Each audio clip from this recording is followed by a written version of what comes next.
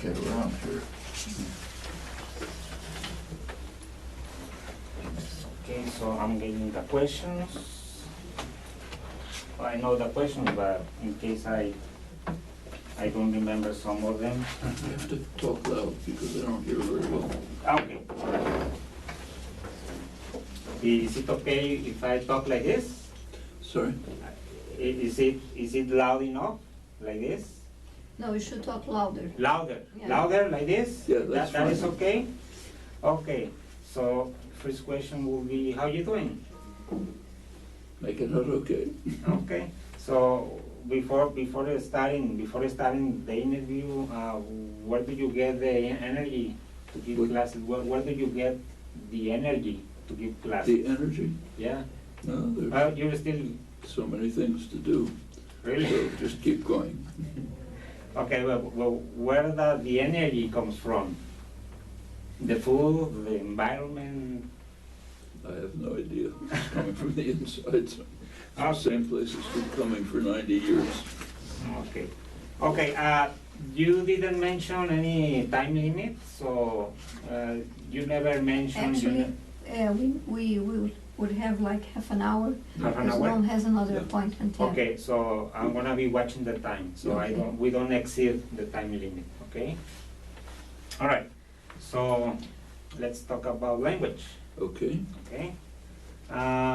interesting topic. Yeah, very interesting topic, and I guess that you're the right person to talk about language.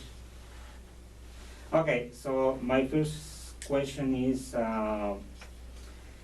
if you are studying language in a scientific way, Do I study it in a scientific way? no, if you do that, if you do that, so do you pay attention to stuff that the cognitive system is filling in? When you think of something, the cognitive system, the mind, is filling in stuff. Is what? Filling in, Filling in? like Yeah. adding stuff. Yeah, of course. So if you study language in a scientific way, do you pay attention to that anyhow? Well, when you study some topic in a scientific way, say you're a physicist and you're interested in the laws of motion, what you do is abstract away from the complexity of the world. You don't take videotapes of leaves flying in the wind.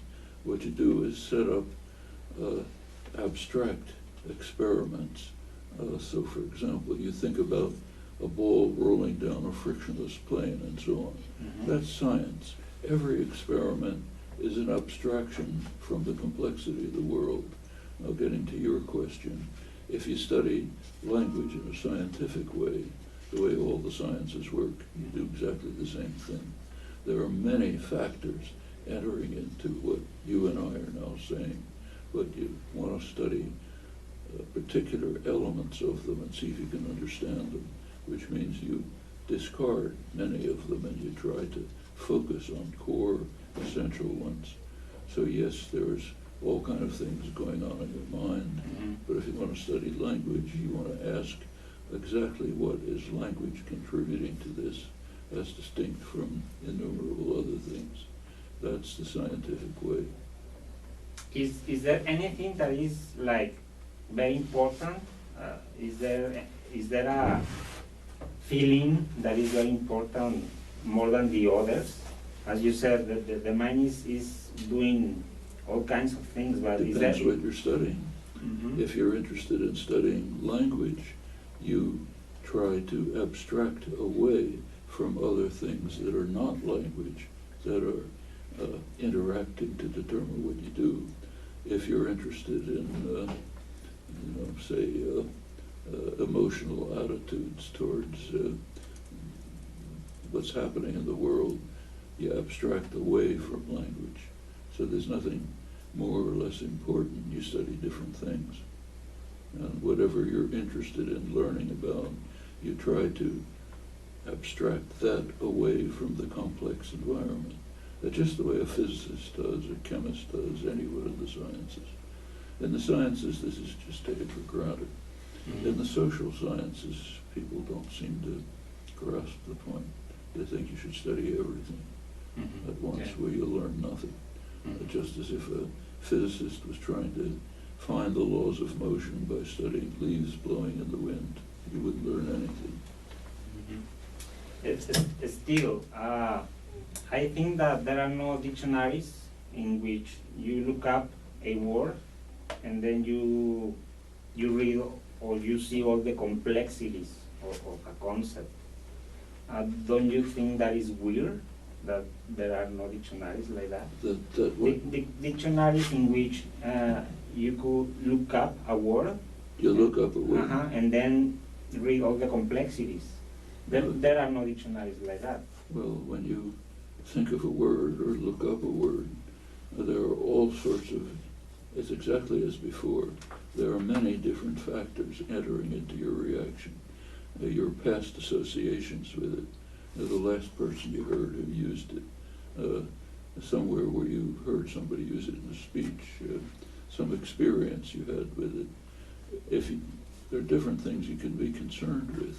If you're interested in the meaning of a word, you throw all those things out, you try to discard them, and look at exactly what the meaning of the word contributes to the mass of reactions that you have. That's the only way to study anything. The same if you're studying history. So suppose you're studying the origins of the First World War. Well, there are lots of things you don't bother looking at, like what the Archduke had for breakfast that morning. Millions of things you don't look at.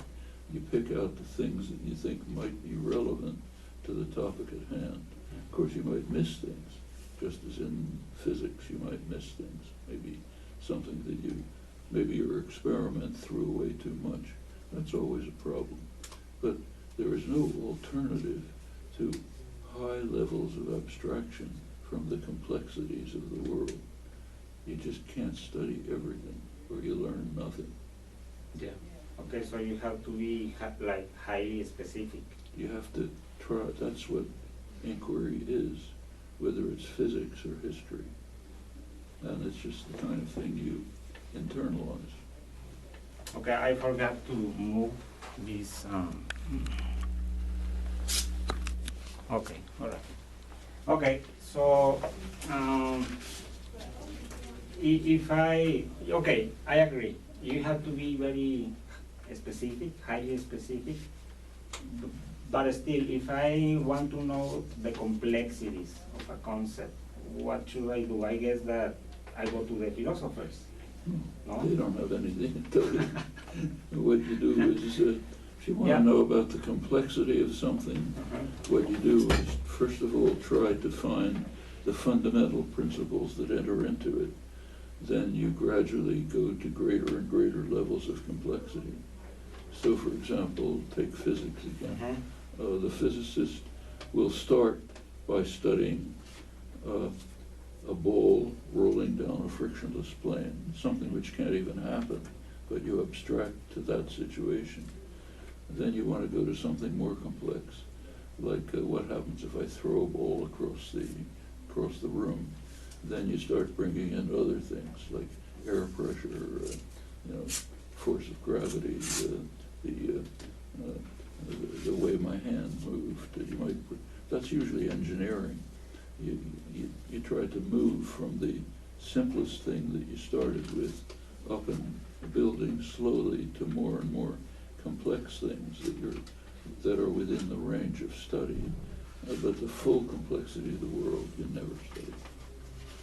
It's just too many things happening. So philosophers are good for inspiration, I guess. If you want to get inspiration, maybe inspiration, ideas from philosophers, well, motivation. Philosophers do the same thing.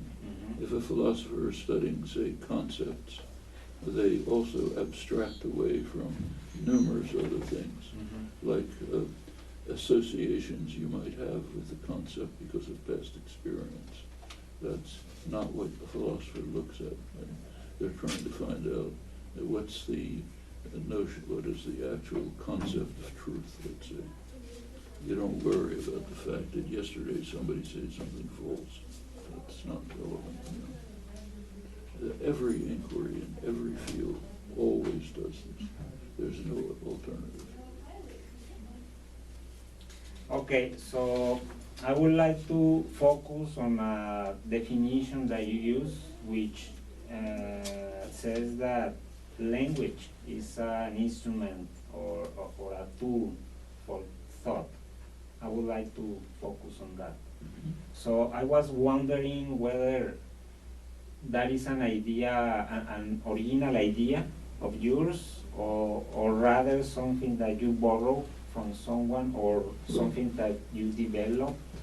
There's a long tradition that goes back to classical times that regards language as basically thought.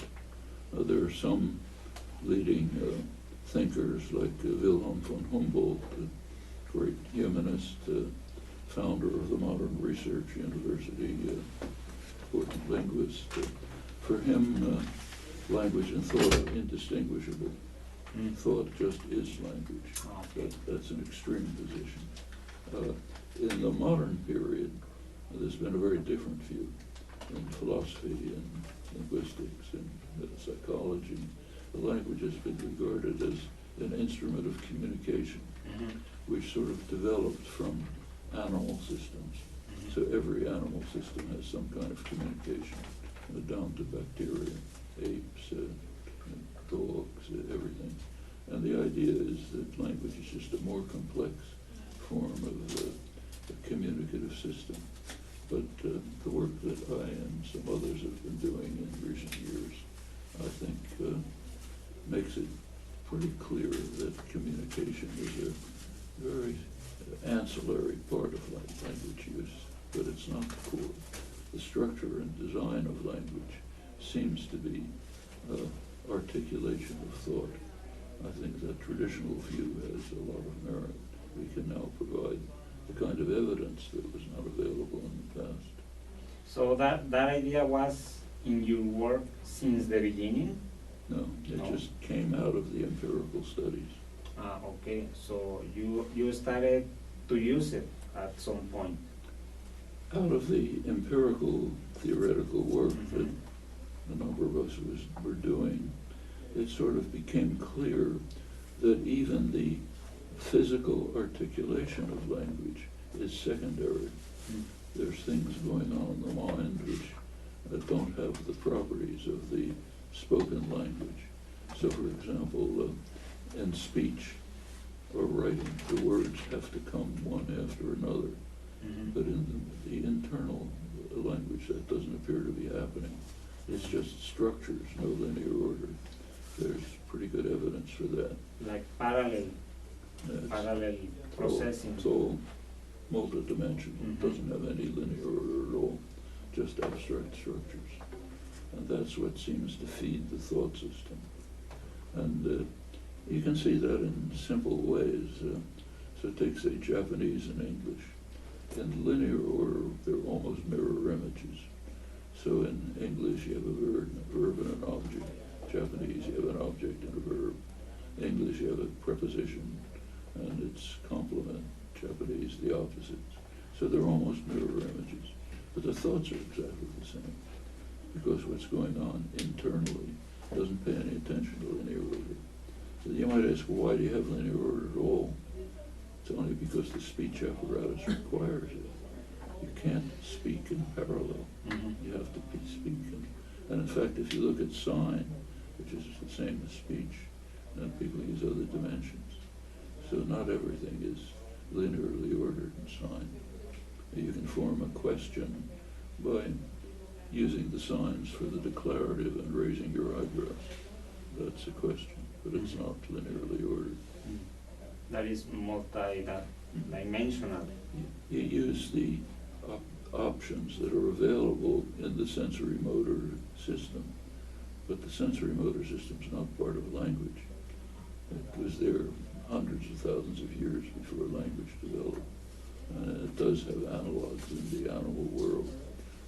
So apes have about the same perceptual system that we do, but they don't use it for language. They can't, because they don't have the internal operations that language involves.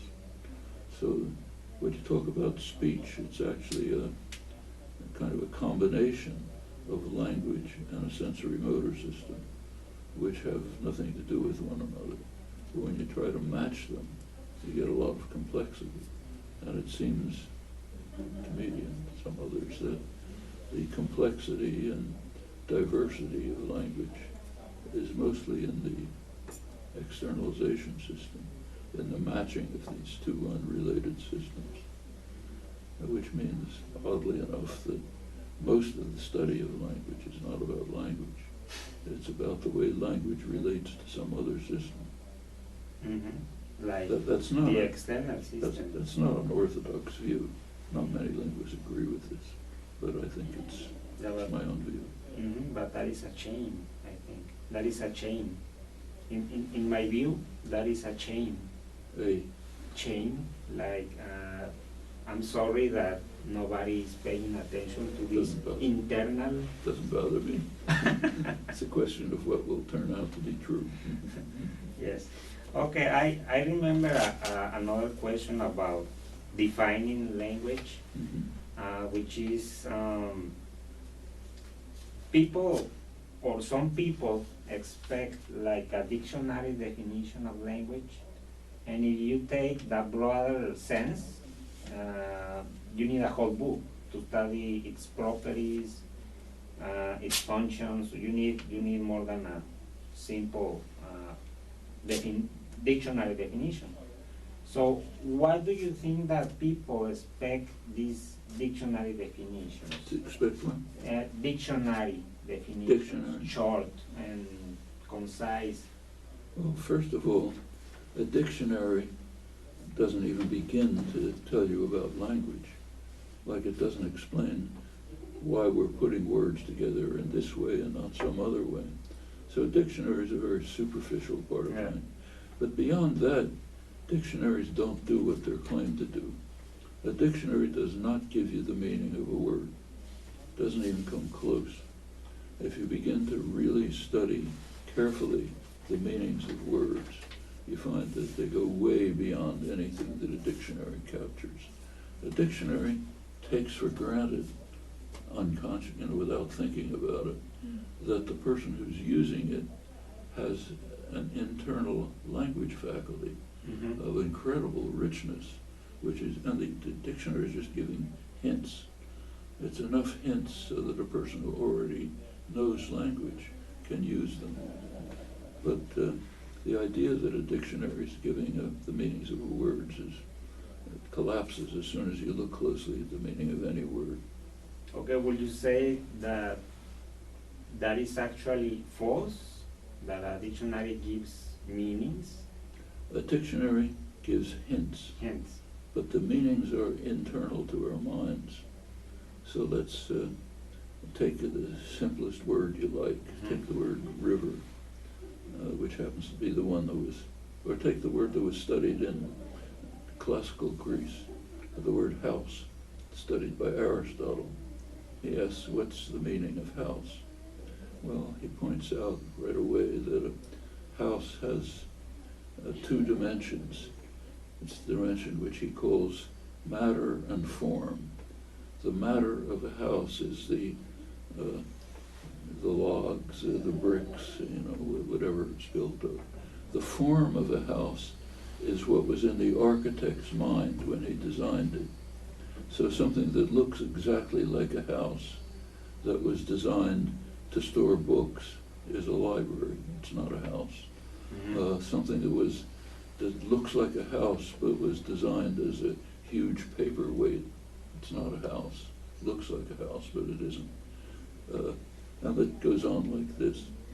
So, for example, if you paint a house brown, you're painting the outside, not the inside. That's part of the meaning of house. If you paint a room brown, you're painting the inside, not the outside. Dictionaries tell you nothing about this. And it goes on and on. And it's the same with any word you pick. A tree, a person, a river. It's all like this. The dictionary gives you some hints. And if you're a human being, complex concepts, then the hints pick out one of the concepts, but the dictionary doesn't tell you. And nobody even could write an account of this. You can write a book on the meaning of one word. Just one word. It's because they're very complex. So you will need encyclopedias for if you try, it's like developing a theory of something in the organic world. It can be very complex, even the simplest thing. Like, suppose I have an ant crawling along here. I want to understand the ant. I have a huge complex theory about it, because what the ant is doing is amazingly complex. Ants can, for example, count the number of steps they've taken. How do they do that? An ant can wander around and go straight back to where it came from. How do they do that? Humans can't do that. That's what science is. You look at the simplest thing, it turns out to be extremely complex. Okay, let's go back to this idea about language being an instrument of the mind.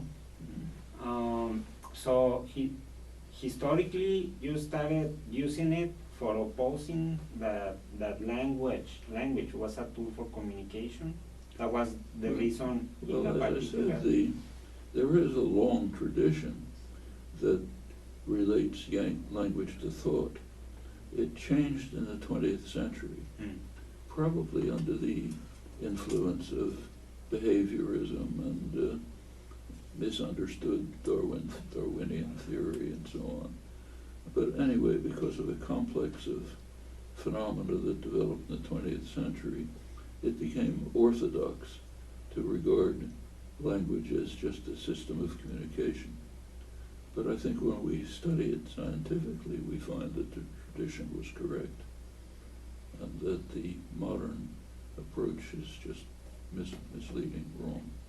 So you weren't just opposing these people saying that language was an instrument of communication. So you weren't like fighting these people. I think we have strong evidence against that.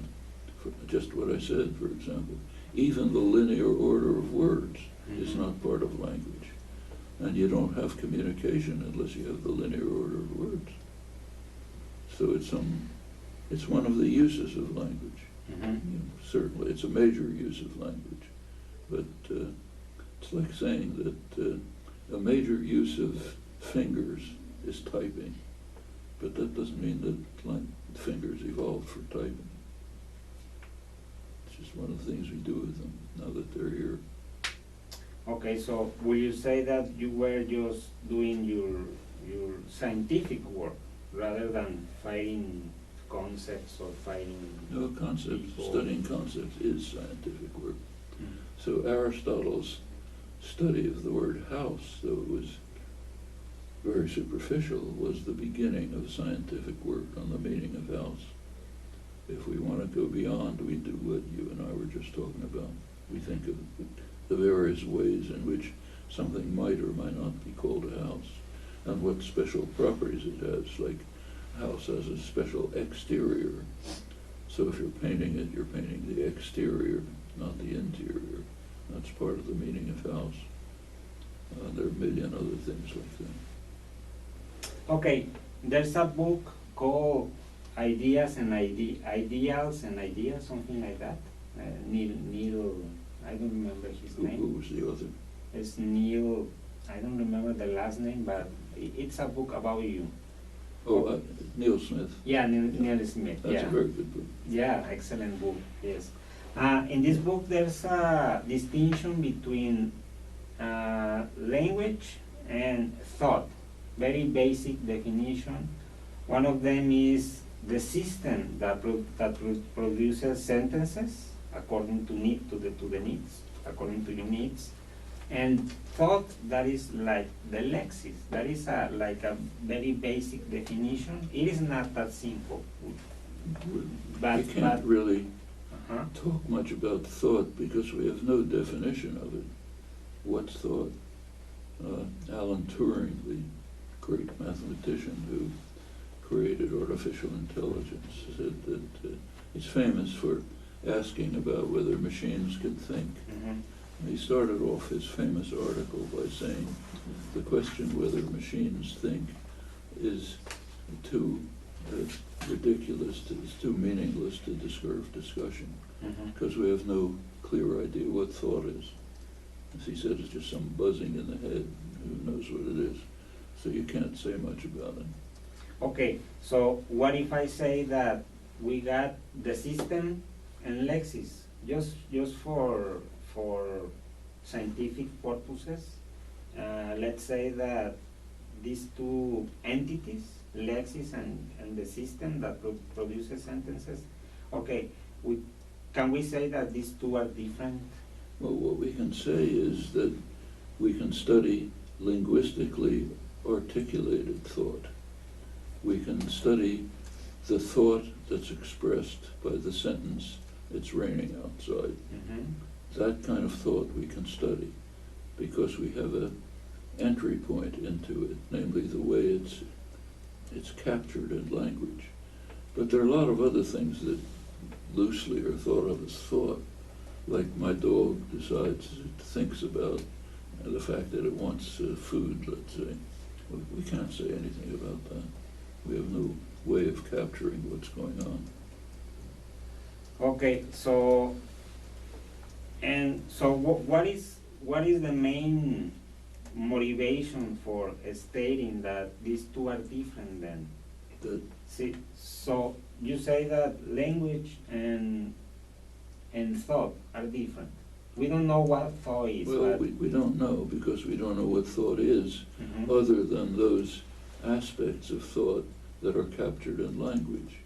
It's probably the reason why von Humboldt simply said that thought just is language. Okay. I mean, there may be. So suppose I see my dog looking at the place where food usually is. I say to myself, "Oh, she's thinking about food." Is she? I have no idea what's going on in her head. But is it thinking? It looks to me like thinking, but that doesn't mean anything. Okay, what about if I say that, I understand the problem, but what about if I say that the computational system is different from the rest? From the rest? Or from the other processes? Because we got the computational system. Well, we can study other processes insofar as they're captured by the computational system. What goes on beyond that, we just don't know much to say about. But even in that case, it is not possible to say that these two are different, the computational system. If you can, you can say, is what my dog is doing different from what's captured in language? Yeah, it is, but is it thought? We don't know. It doesn't mean anything, because we have no concept of thought clear enough to determine, to study what the animal might be doing. You can study all kinds of things, like what are the stimuli that she's reacting to? How does she react to these? What kind of associations do they have? You can do all of that. It's okay. But is it thought? We don't have a clear enough concept of thought to answer that question. Okay, so would you say that this concept about language being an instrument is like an ultimate comment? Is it an ultimate comment? Ultimate, like a conclusion, or just the beginning of a new era? It's a scientific thesis, okay, which you try to analyze and verify or refute. And as I said, there is evidence, like for example, the simple evidence I mentioned that linear order is not part of language. If it isn't, then something's going on that's not communication.